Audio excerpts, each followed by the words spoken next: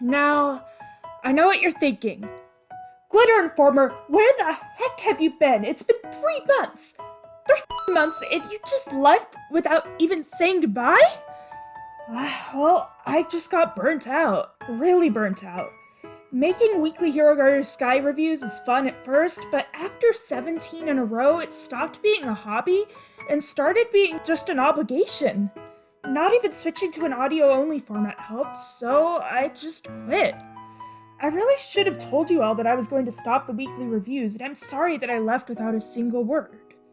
Well, now you all know that I'm not dead in a ditch somewhere. I also know what else you're thinking. I know, I'm telepathic. But yeah, I'm using a Waddle Dee avatar, which means that I'm now a VTuber! I feel so weird saying that out loud since it's something I've wanted for so long, but yeah, I am a VTuber. At first I was planning on staying a disembodied voice until I had enough resources ready for a big debut, but I recently watched a video by this YouTuber, Yam Albat, that says actually indie VTubers shouldn't worry about having a perfect debut stream and instead should just start using an avatar for what content they typically make. So I took this simple avatar that I'd made beforehand as practice and decided that there's no time like the present. So this means that, as far as I know, I'm the first ever VTuber whose debut is also an apology video. And hey, if Nintendo ends up copyright striking this video, I can always upload the audio from the video by itself. I know this change is sudden because I've never talked about VTubing before on this channel. I mean, I've talked about a lot of topics on this channel, albeit mostly Pretty Cure, but there have been a grand total of 2 times that I've ever shown a VTuber in my videos. But being a VTuber is something I have dreamed of for a very, very long time in the background, and it's something that I'll keep working towards. I'm actually working on a new VTuber model right now that will actually have a mouth, so look forward to that. Anyways, it's time to discuss why I took 3 whole months to come back to this channel. The answer is Pretty Cure. Now don't get me wrong, I still love Hero Garu Sky Pretty Cure and I'm all caught up with it.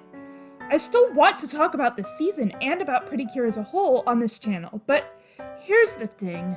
The longer that my break got, the more episodes went by that I didn't cover, making for more work when I finally did get around to uploading again, which sapped my motivation and led me to taking a break for longer.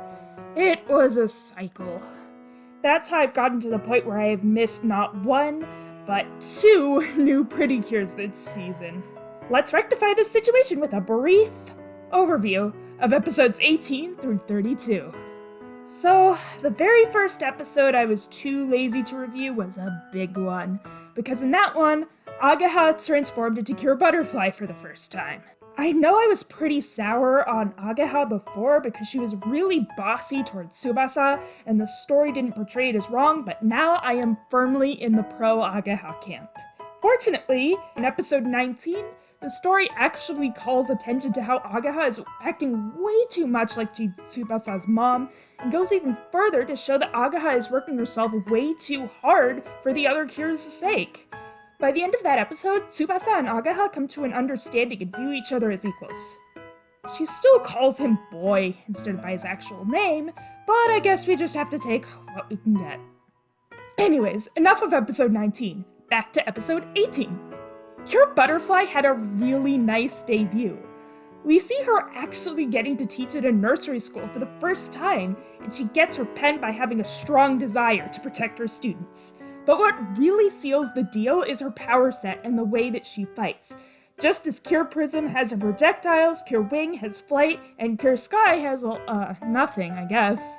Cure Butterfly has shields, butterfly-shaped ones. Shield-using cures are far from a new thing in this franchise, but while other cures of this type are lucky if they can use 2 shields at once, Cure Butterfly has summoned up to 5 at a time. Not only can she spread them out to protect multiple places at once, but she can also stack the shields on top of one another to have a lot of defense in one spot. Plus, she can use the shields as floating platforms in the same way as Cure Prism can use her projectiles as platforms. But having one power wasn't enough, oh no. Instead, Cure Butterfly also has the ability to shoot small butterfly-shaped projectiles. Fortunately, she doesn't upstage Cure Prism because she can only shoot one projectile at a time and it flies slowly towards its target. So Cure Butterfly strikes a balance. She's cool and powerful, but not so overpowered that her teammates become useless.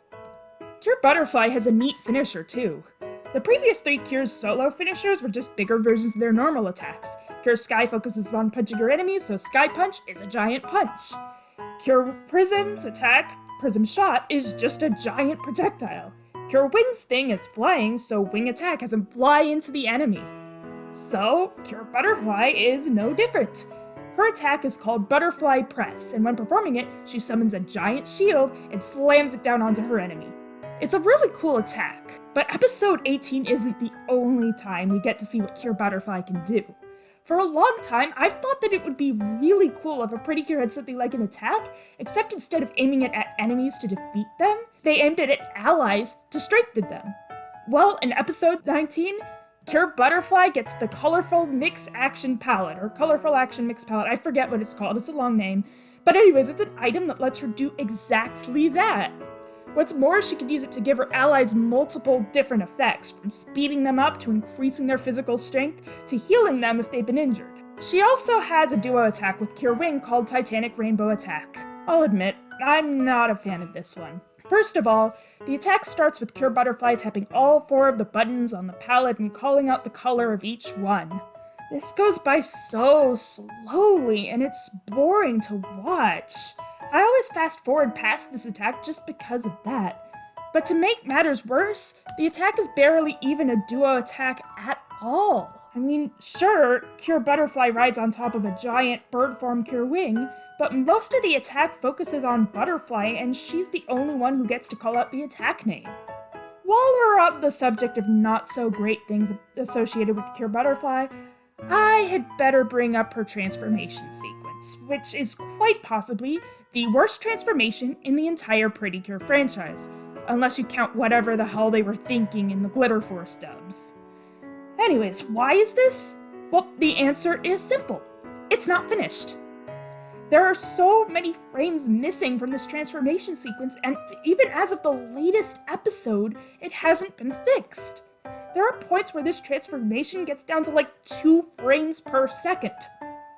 I have seen animatics created by unpaid amateurs that are more fluid than this piece of animation from a professional company.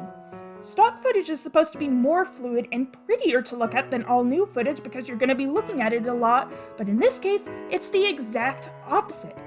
It's a shame because from what little was drawn, it seems like this could have been the best transformation in the season. Butterfly does a lot of interesting poses and fun expressions, but they just didn't put in the effort. Agaha deserves better. Now that we've gotten our new recruit out of the way, I'm going to go over the more notable episodes, since if I talked about all 15 episodes that I've slacked off on so far, I would be here all day long. If you want an overview on all of them, I'll just say that although some were good and some were just kind of forgettable, there were none that I outright disliked. This shows a nice track record so far. The first batch of really standout episodes is 22 and 23, which are some of the best this entire franchise has to offer. Remember back when Captain Shalala, Sora's mentor and idol, fell from the skies seemingly to her death? Well, it's revealed that she actually survived her fall somehow, but was so injured that she would have died anyways. Fortunately, or maybe unfortunately, Batamunda, the handsome bad guy, came along and turned Shalala into a Ronborg. Her being a Ronborg basically kept her in stasis and was the only thing stopping her from dying. Monsters of the Week being created from people instead of objects is nothing new to the Pretty Cure franchise. There are some seasons where every single monster is created from a person. But in Hirogaru Sky, it hits especially hard because if the Cures succeed in purifying the Ronborg, Shalala will die. Sora is really upset by this, to the point where she completely gives up on being a hero. Up until this point, Sora has been obsessed with becoming a hero, so hearing her shout, "Enough with the hero stuff!" in episode 22 is heart-wrenching. My heart is only wrenched more when Sora's transformation pen disappears and her disc thingy that she uses to transform goes gray and inactive, you know? They were activated by her determination, so when her determination disappears, so does their power. Sora is so shaken by this that she returns home to her family in Skyland without even saying goodbye to the other Cures. And the others' response to this? It's really sweet. Tsubasa wants to go see Sora and comfort her, but Agaha says that sometimes when people are stressed, it's best to leave them alone for a bit. Mashiro strikes a compromise and writes a letter to Sora, and the letter she writes is so sweet. She doesn't tell Sora to hurry up and reassume her duty as a pretty cure. Instead, she assures Sora that the other three will keep up the fight, and that if Sora never becomes a pretty cure again, that's perfectly fine as long as she's able to take time to rest and restore herself. It really shows how good of a friend Mashiro is. On top of the nice letter she receives from Mashiro, Sora also has a really nice talk with her father. Getting such unconditional, loving support from these people is what finally gives Sora the will to fight again, and she gets both her pen and her disc thingy back as a result. Something else happens in episode 23 that's pretty interesting. Unlike Kabaton, who is defeated and then saved from his boss's wrath, Batamonda isn't really defeated here. Sure, his Ronborg is ultimately defeated and Pure Butterfly is able to use her healing move to save Captain Shalala, but Batamonda himself is unscathed. Instead, after the fight in episode 23, he just leaves and he's never seen again. It sets up a lot of suspense for when he'll come back and what he'll do when he does. Out of all the villains so far, he is the one who has made the most evil plans, so he's probably going to have cooked up a really threatening scheme once he comes back. Before I move on, I should probably mention that Sora's dad has two different voice actors. The first one, Yasumichi Kushida, only appeared in one episode because he died this year on April 1st at only age 46. This means that episode 15 is a posthumous release of his. In that episode, when Sora's dad speaks, you're listening to a dead man. From episode 23 onwards, he is instead voiced by Takanori Hoshino, who will hopefully not suffer the same fate anytime soon. Anyways, on to episode 24. It's a fine episode, but I'm listing it here not because of quality, but because of its plot relevance. See, in this episode, the King and Queen of Skyland are finally awoken from the slumber Batamonda forced them into. Not only that, but we also get Elle's backstory. It turns out that Elle isn't the biological daughter of the King and Queen. Instead, this four-pointed star came out of the sky and gave the King and Queen this baby. The star said that the baby was the child of destiny, and that the King and Queen wouldn't have long as her parents because they'd have to part with her after the appearance of an omen. Now, here's where this episode starts to not make much sense. While the King and Queen are finally reuniting with their beloved daughter, a purple light appears from within Elle. For some reason, the King and Queen assume that this light is the omen, and they decide this means that they have to give Elle back to the Cures. How they knew that the light was the omen and not, Kabaton appearing and kidnapping Elle, I have no idea. I mean, Kabato did cause them to have to part with Elle. This whole thing just seemed like a paper-thin excuse to have the cute, marketable mascot character stay with the main characters. Alright, now on to the villain who appeared to replace Batamonda. This new guy is named Minoton, and as one might expect, he's a Minotaur. Unlike Kabaton and Batamonda, who are, or at least were in Kabaton's case, downright psychotic, Minoton doesn't care about being evil as much as he cares about engaging in honorable battle with the Cures. Whenever he's not fighting them, he's training ridiculously hard in order to defeat them the next time they fight. His character motivation actually works against him. Even though his orders are to kidnap Elle, he actually makes sure the baby is well out of the way because it would be dishonorable for him to attack a baby instead of a worthy opponent. We have seen this character archetype in Pretty Cure before, though, so ultimately, Minoton isn't as interesting as his two predecessors. What is interesting is that his boss eventually ends up getting fed up with him and portals him away. We'll find out what happened to him later. Before we get on to the latest big moment in the series so far, I may as well quickly touch on a couple episodes I found particularly interesting. Episode 28 goes into Agaha's backstory and introduces her two older sisters who are both celebrity supermodels. We find out that Agaha's parents divorced when she was really young, separating her from her sisters. However, even though they have different households and different career goals, they're still on very good terms, and that's really sweet. And then there's episode 29, in which the show just casually establishes that toys are alive in this universe somehow. It's literally never explained. With that out of the way, it's time to talk about the new recruit, Pure Majesty. That's right, what everyone was predicting since before the show even aired turned out to be true. Elle is the 5th member of the team. She has a really nice debut episode too. Replacing Minotone after his dishonorable discharge is a 4th villain, Scarehead. He's a pretty simple guy in comparison to the other 3. His shtick is that he's completely emotionless and extremely powerful. Despite his simplicity, the way the show uses him is extremely interesting. The direction and writing, particularly the way the other characters react to him, establishes him to be an extremely powerful foe. I've said extremely way too much. Oh well. First of all, Scarehead does in just one episode what none of the other villains could do in the previous 30. He kidnaps Elle and takes her to his boss in the Underg Empire. On top of that, he sends the Cures into this creepy, foggy parallel universe where he proceeds to beat the absolute crap out of them. However, even though they've got a snowball's chance in hell of even laying a scratch on him, the Cures refuse to give up. With a ton of effort, they slowly get themselves back on their feet. In past episodes, the Cure's determination has awakened a power inside Elle, that power being disc thingies for them to use. But this time, a new power is awakened by their determination, that being the birth of Pure Majesty. So Pure Majesty is really interesting.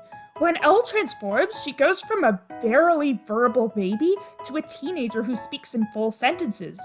Her personality completely changes too. She goes from being cheerful and childlike to being reserved and graceful. Unlike Prism, Wing, and Butterfly, Pure Majesty doesn't have any special power. She's just ludicrously strong. Her strength and speed absolutely dwarf any of the other 4 Cures, and Scarehead is no match whatsoever for her. Her fights in episodes 31 and 32 are really well animated to boot. I just hope that she doesn't get nerfed for no good reason later on in the show. It's pretty common for there to be mid-season Cures who are much stronger than their teammates, but they often become much weaker out of nowhere just because the plot demands it. In addition, though we've had Cures who age up when transforming before, we've never had a Cure who is a baby in civilian form. The closest I can think of is a character from a previous season who started out as a baby and rapidly aged throughout the season until she became a teenager, at which point she could transform into a pretty Cure. Also, this is a small note, but I'm pretty sure Pure Majesty is the only Cure whose hair becomes darker rather than lighter when she transforms. Well, unless you count Cure Pecorine, but she only appears at the very end of her season, so she basically doesn't even count. Anyways, it's a really neat touch to Pure Majesty's design.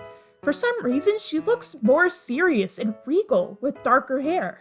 You'd think that with the introduction of somebody as overpowered as Pure Majesty, the stakes of the show will have gone out the window. But episode 32 shows that she still has a lot of growing to do. In particular, she can't transform for most of the episode. It's only near the end of the episode that she gains her transformation pen and disc thingy, and thus the permanent ability to transform. Her transformation sequence is actually really well made, which makes it even more baffling that Pure Butterfly got screwed over. Oh, remember how I said that we'd find out what happened to Minotone later? Well, later is now. It turns out that Scarehead took a page from Batamonda's book and made another Ronborg from a person. This person is, of course, Minotone. So we have Minotone's extreme physical strength, but now it's entirely dedicated to the Underg Empress's goal. Just as before, the other 4 Cures are no match for Ronborg Minotone, but Pure Majesty takes him out with ease. Well, Pure Majesty does most of the work, and when he's knocked out, Pure Sky and Pure Prism are the ones who actually finish him off, because apparently Pure Majesty doesn't have a solo attack. There are some interesting things going on in this fight other than the stellar animation. First of all, there's a brief moment where Minotone fights against his brainwashing before quickly being subdued.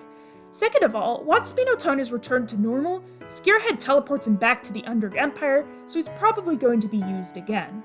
On top of Minotone's reappearance and Pure Majesty's permanent addition to the team, episode 32 reveals some other interesting tidbits. First of all, we finally get a glimpse of the leader of the Underg Empire instead of just hearing her voice, and we find out that her name is Kaiserine. So basically a portmanteau of Kaiser and the feminine Japanese name suffix ring. Second of all, after the fight is over, Cure Majesty faints and detransforms. I'm not sure if this means that Cure Majesty tires out easily, or if it means that she has a time limit before she detransforms, but whatever the case, there seems to be some sort of limit there to balance out her absurd power level. So, that's where Hero Guard Sky Pretty Cure is currently at. Personally, I am extremely hyped for the next episodes of this show, especially the next one, in which the Cures will gain a group attack and we might just find out about Elle's origins. I'm not going to be resuming the weekly reviews, unfortunately, because they took so much out of me. But I will continue to watch this show, and I will continue to post videos on this channel, albeit no longer at the rate of once a week. Being a VTuber isn't just a stylistic choice, either. It should really help with editing, because if I can't come up with anything to show, I can just show my avatar for a while. The next video won't be coming out this week or next week since I'm going to be on vacation, so in the meantime, I hope this information will help tide you over. My next video will be about pants. I'll see you then!